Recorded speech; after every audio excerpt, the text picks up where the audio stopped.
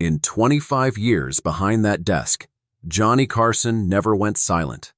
Not for a president, not for a grieving widow, not for the biggest names Hollywood had ever produced.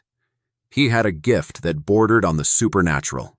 The perfect word, the precise sentence, the exact expression that told 12 million Americans watching at home exactly how they were supposed to feel.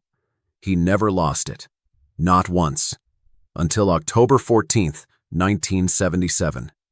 That night, The Tonight Show held 312 people in its studio. Every seat was filled. The cameras were rolling. The band was warmed up. And Clint Eastwood, 47 years old, the most dangerous man on any screen in America, the face that had never once broken in 30 years of film, was sitting on the guest couch in a gray suit, his jaw set, his posture composed, every inch of him exactly what the world expected him to be. Then, a 7-year-old girl in a white dress walked onto that stage. She sat down beside him. She looked up at his face, and she said something. Not a whisper, not a note passed across a desk, but 4 words, spoken clearly, out loud, directly into a live microphone in front of 312 people and 12 million viewers at home. Clint Eastwood put his face in his hands and wept. For 47 seconds, nobody on that set made a sound. Carson's pen rolled off the edge of his desk. He didn't move to catch it. The audience didn't breathe. The director in the booth had his hand on the cut button the entire time. He never pressed it. NBC had already ordered the segment buried before broadcast. The producer who refused that order lost his job by the end of the week. He said later he had no regrets. He said he knew exactly what he was watching, and you don't bury something like that. What the girl said was 4 words. 4 words that cracked open something in Clint Eastwood that 3 decades of Hollywood, 2,000 interviews, and every myth the studio system ever built around him had never once come close to touching. Carson never spoke about that night publicly. Not in any interview, not in his memoirs. Eastwood mentioned it exactly once, in a private handwritten letter composed in the spring of 1998, 21 years after it happened, that was never meant to be read by anyone outside one small house in Fresno, California. Before we go any further, tell me in the comments, did you already know this story? Let's see who's been here long enough to remember. But to understand why 4 words from a dying child dismantled every wall Clint Eastwood had ever built around himself, you first have to understand what he was carrying into that studio the night everything broke open. By October 1977, Clint Eastwood had spent 30 years building a wall between himself and the world had spent 30 years calling that wall a personality. He was 47. Coming off The Outlaw Josie Wales, which had earned $31.8 million at the box office in 1976 and made him the most bankable star in America. Dirty Harry, the man with no name, the gunfighter who never flinched, the face that gave nothing away. Hollywood had decided what Clint Eastwood was, and Clint Eastwood had decided to let them. 3 years earlier, his father, Clinton Eastwood Sr., had died suddenly. Eastwood never spoke about it publicly, not in any profile, not in any press junket, not in any of the hundreds of interviews he gave in the years that followed. His publicist carried a standing instruction into every room. No personal questions, no family, no grief. The rule was never broken, not until that Tuesday night in October. What the cameras never captured was the man underneath the myth. His marriage to Maggie Johnson, 25 years long, the one constant in a life built on controlled chaos, was fracturing in the silence that had settled between them like weather. The divorce would not come until 1984, but those who knew them said the distance had been growing for years. Eastwood had a way of going somewhere unreachable inside himself. People close to him had long since stopped trying to follow him there. He arrived at NBC Studios that evening for a standard guest appearance. 2 film segments, Laugh with Carson, Leave. His assistant, Robert Daly, had the schedule in hand. Nobody told Eastwood about the third segment. That detail was handled above his level, which was unusual for a man who controlled every detail of his professional life. The girl's name was Sarah. She was 7 years old. She had been diagnosed with acute lymphoblastic leukemia 14 months earlier in her hometown of Fresno, California.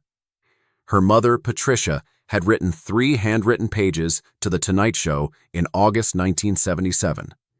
She didn't ask for much. She asked only that her daughter get to meet him.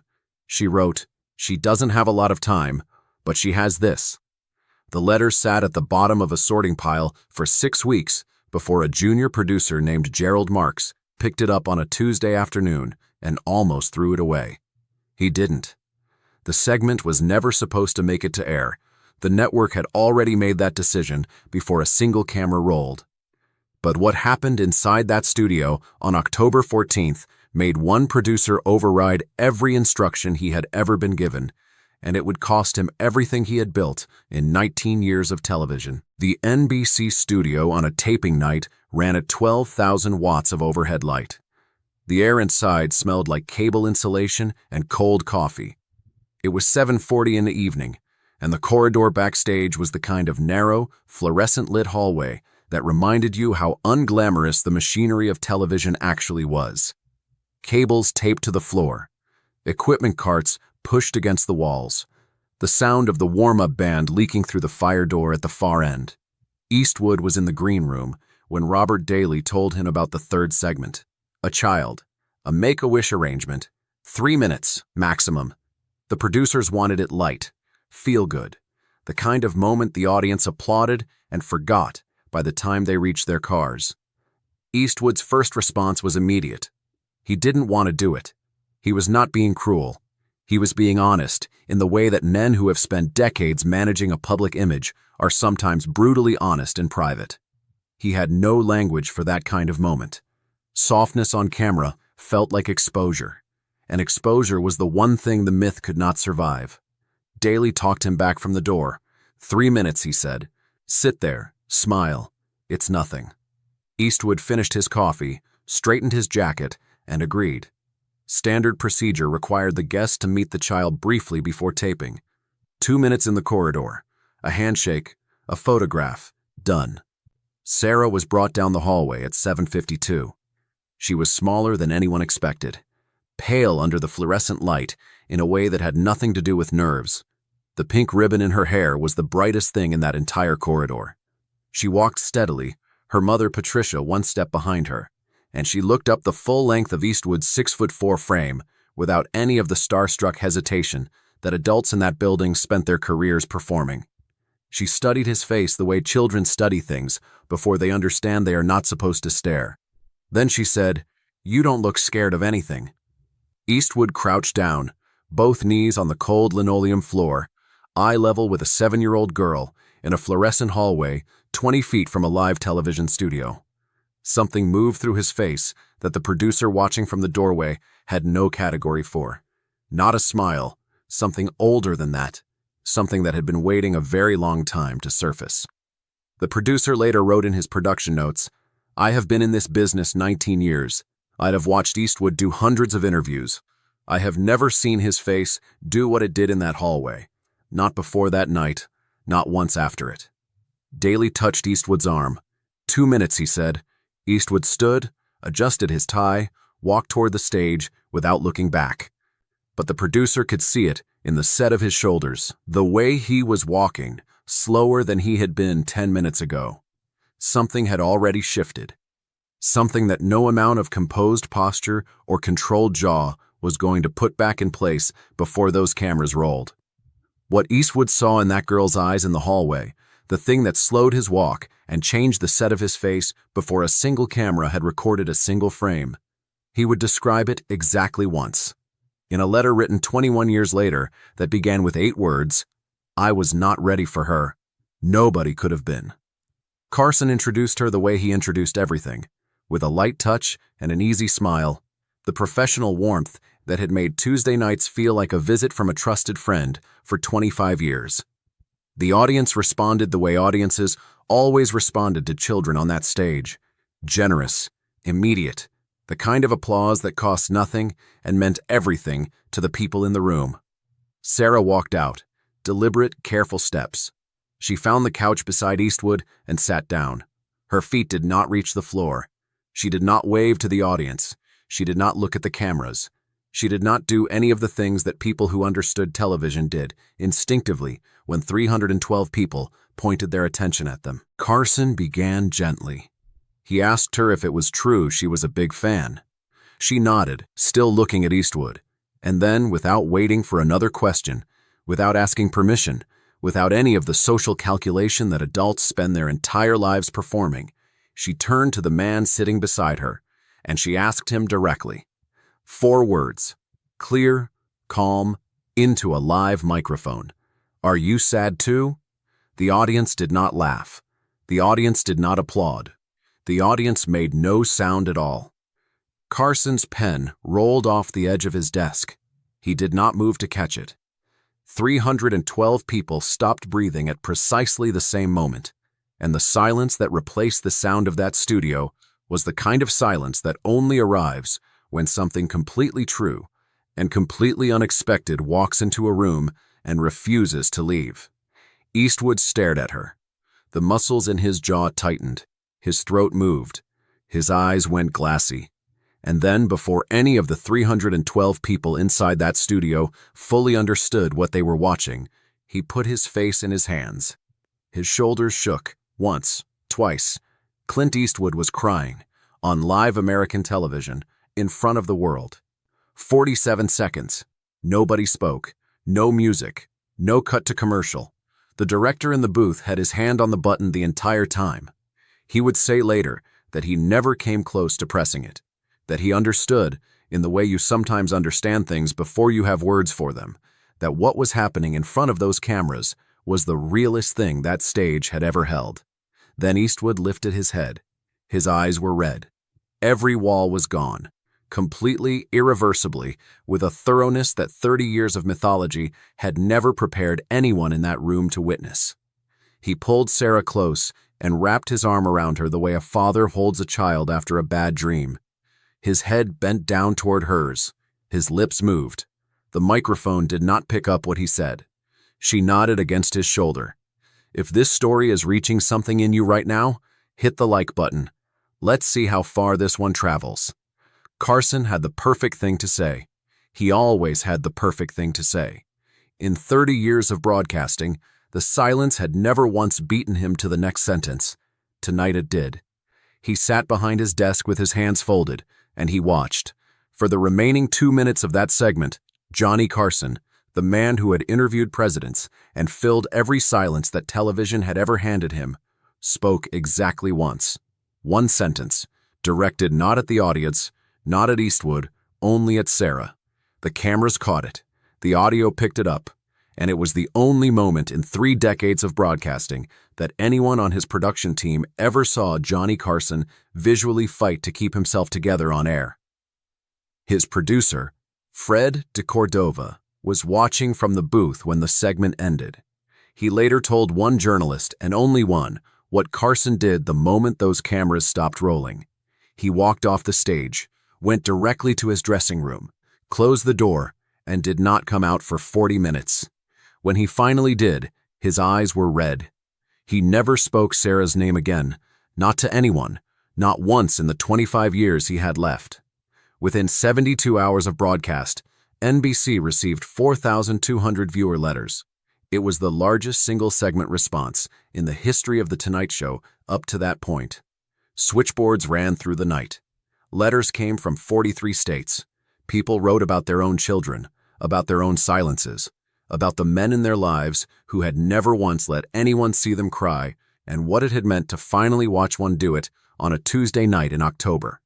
The network executive who had ordered the segment cut called Gerald Marks the following morning. The conversation lasted 4 minutes. By the end of that week, Marks had been removed from the Tonight Show staff. He never filed a grievance, never gave a statement. In a 2003 interview with a television history publication, he was asked only once about that night. He said, "I saw something real. You don't bury something real." He said nothing else about it, and he never needed to. 7 days after the broadcast, a package arrived at Patricia's home in Fresno. No studio letterhead, no publicist's return address, just a name and a Carmel postmark. She opened it at the kitchen table, with Sarah sitting across from her in the morning light. Inside was a handwritten note on plain white paper, 6 lines, Eastwood's handwriting. And underneath the note, wrapped carefully in white tissue paper, was the Stetson hat he had worn in The Outlaw Josie Wales. Not a prop department copy, not a duplicate pulled from wardrobe, his personal copy, the one that had sat on his head through every frame of that film. Patricia read the note twice. Then she folded it and placed it in the inside pocket of the jacket she was wearing. She has never shared its contents publicly. In the years that followed, she spoke about it only once, to a journalist who pressed her gently and got a single sentence in return. She said, "He wrote like a man who had been waiting a very long time to say something to somebody who would understand." Sarah kept the hat beside her bed. She told her mother it smelled like the desert. If you have never heard this story before, subscribe right now, because this is exactly what this channel exists for. The moments they never put in the history books. Sarah passed away 7 months after that broadcast. March 3, 1978. She was 7 years old. But what she had left behind, in a television studio, in a closed dressing room, in 6 lines of handwriting, and somewhere deep inside the most guarded man Hollywood ever produced, was only just beginning. Eastwood wrote the letter in the spring of 1998. He was 67 years old. He wrote it by hand, late at night, at his home in Carmel, California, on plain white paper with no letterhead and no date at the top. He was not writing for publication. He was not writing for posterity. He was writing because 21 years had passed and the weight of something unspoken had finally become heavier than the silence he had built around it. The letter was 4 pages long. It was addressed to Patricia. He wrote about his father's death, about the years he had spent constructing a version of himself so airtight and so complete that even the people who loved him had eventually stopped looking for a way inside. He wrote about what it had cost him, not in the language of therapy or confession, but in the plain, direct sentences of a man who had finally run out of reasons to be careful. He wrote that he had thought about October 14th, 1977, hundreds of times across those 21 years. He had turned it over in his mind, the way you turn over something you cannot explain and cannot put down. "She wasn't asking me a question," he wrote. "She was telling me something. She was saying, 'I see you, the real one, and it's all right.'" Patricia has shown that letter to 2 people in her lifetime. One of them was her daughter, born in 1981 and named Sarah. What nobody knew until Robert Daly shared his unpublished memoir notes with a television historian in 2011 was what happened in the corridor backstage after the camera stopped that night. Carson found Eastwood near the exit. He stopped walking, looked at him for a long moment. Then he said 4 words, the same numbers Sarah had spoken on air. "She saw you, Clint." Eastwood nodded. Neither man said anything else. The photograph from that night, Eastwood's arm around Sarah, Carson watching from behind his desk in stunned silence, sat on a shelf in Eastwood's Carmel office for decades. Visitors noticed it every time. Nobody ever asked about it. And Eastwood never once explained it. Until the letter. The Stetson hat sits today on a wooden shelf in Patricia's living room in Fresno, California. Not behind glass, not in a frame, not preserved under controlled lighting the way museums preserve things that belong to history. Just sitting there on a plain wooden shelf, beside a crayon drawing of Clint Eastwood that a 7-year-old girl made in 1976 with the focused, unself-conscious seriousness that children bring to the things they love most. Gerald Marks, the producer who refused the order and paid for it with his career, kept a copy of the photograph from that night in his office until the day he retired in 2009. When people asked him what the finest thing he ever put on television was, he never hesitated. He always gave the same answer. He said it was 47 seconds of silence. Clint Eastwood went on to make 24 more films. He directed some of the most emotionally honest cinema of his generation. Work that pulses with the kind of grief only available to a man who has finally stopped pretending it isn't there. People who worked closely with him in the years that followed said something had shifted after October 1977. Quietly, gradually, the way the most permanent things always change. A 7-year-old girl in a white dress with a pink ribbon looked at the most offended man in Hollywood and asked him 4 words. And in front of 12 million people, for 47 seconds, he finally answered. If this story moves something in you, share it with someone who needs it today, and subscribe. There are more stories like this one waiting for you right here.